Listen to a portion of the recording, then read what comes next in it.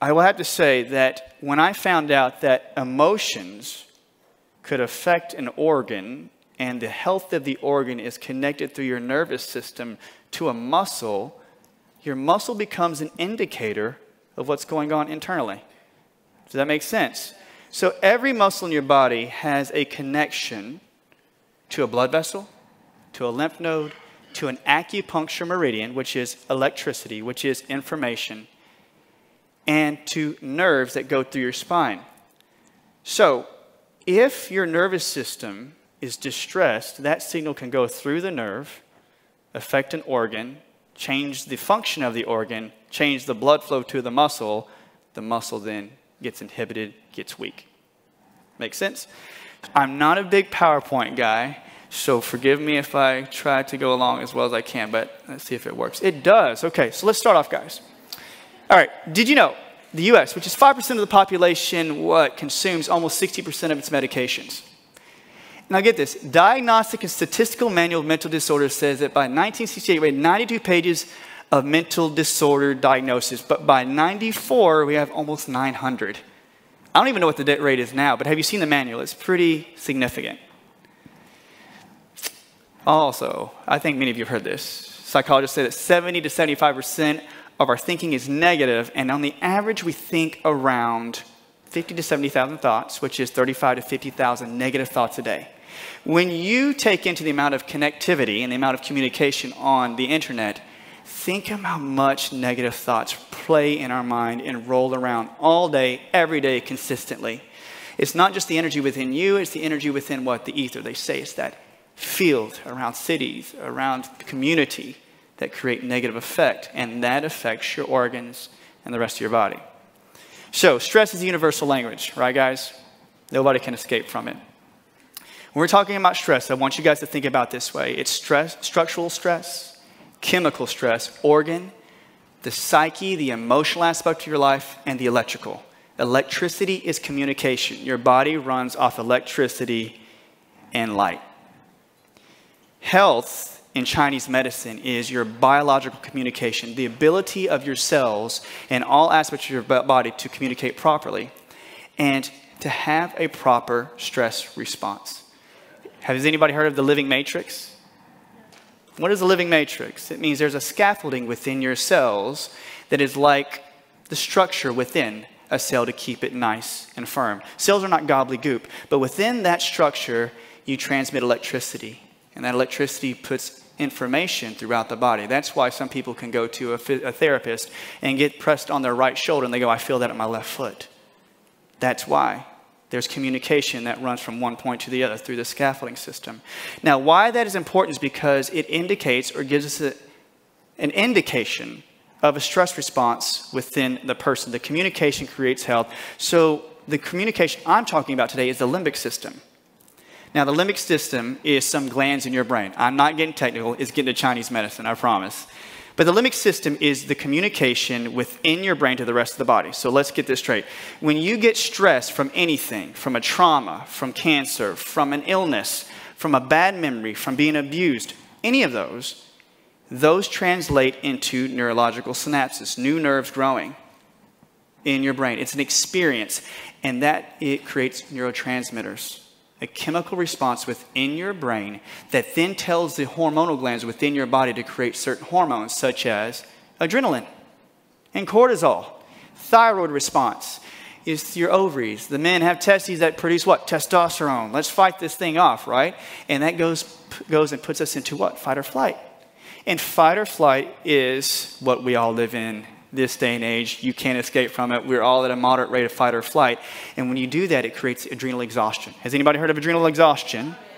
Who has adrenal exhaustion when they feel sick, right? But remember, exhaustion decreases your immune. And the speakers here are going to speak about this. This is what I love. All aspects, right, guys? Inhibits your body's methylation, which is what? Your genetic capability to detox and build your body. Because you have the ability to take B vitamins out of your diet and process it properly to detoxify your liver. Digestion and constipation. And fight or flight can block the mind connecting to the rest of the physical body. All right, we're going to talk about what hinders your emotions from processing in the organs. Now, Chinese medicine, my baby. I love this. The mind, guys. In traditional Chinese medicine, the term is Shen. Now, Shen is the source qi that comes from the original qi. It comes from your parents. They say it's the essence. When you are formed, right at conception, they say the heart starts to pump Shen.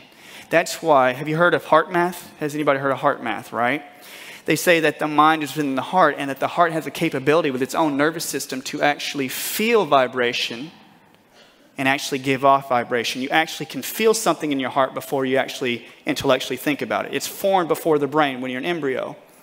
Now, in Western psychology, we call it the unconditioned self, right? The higher conscious, your divine connection. It's the self outside of your body. Now, what I like to say is the nerd that I am likes to connect the limbic system into it. The limbic system is the glands in your brain that allow you to transmit frequency or thought or vibration, turn it into a chemical response within the pineal gland. That's why they call it the pine cone. When you pray, the pineal gland in your brain is stimulated to accept all those frequencies and then transmit it and create a chemical response in your body. So I get in stress through my brain and I create a chemical response to either fight something or run from it. So, exhaustion dampens the ability of the pineal gland, the limbic system, from connecting to higher source. You guys follow me? Yeah. All right. Now, what is the purpose of the mind? The mind reminds us to be present.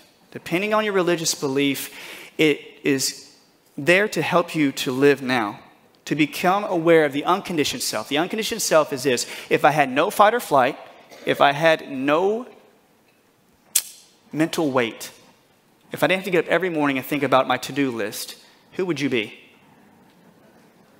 Nobody ever thinks that. I don't. I think I've got to get a cup of coffee. I've got to get out the door. I got how many people to treat today? But the mind is sitting there knocking on us every day saying, who are you? That's what they call the unconditioned self.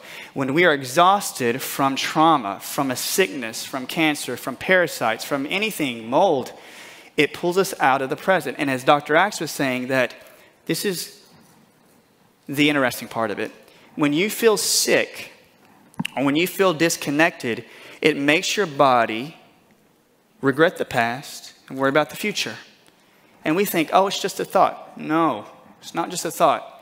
When you have those types of events where you're thinking of the future, the past, biochemically, you're in that state. It doesn't matter if you're worried about it or regretting it, you are that now. So you respond to it chemically. You're creating the chemistry as if it's happening. So in chronic disease, when you're talking about illness, if you're talking about cancer, I'm telling you through my personal experience at the office, we're talking about creating programs. When we are busy all day adapting to a problem, guys, right? We go through our day, we have all these problems combining. We're adding layer upon layer of events that cause us to go into fight or flight, right? And when we add on, we can actually block the body's ability to heal, because as we keep encountering our stress and keep putting our bodies into an adaptive state, we're adapting to stress, right?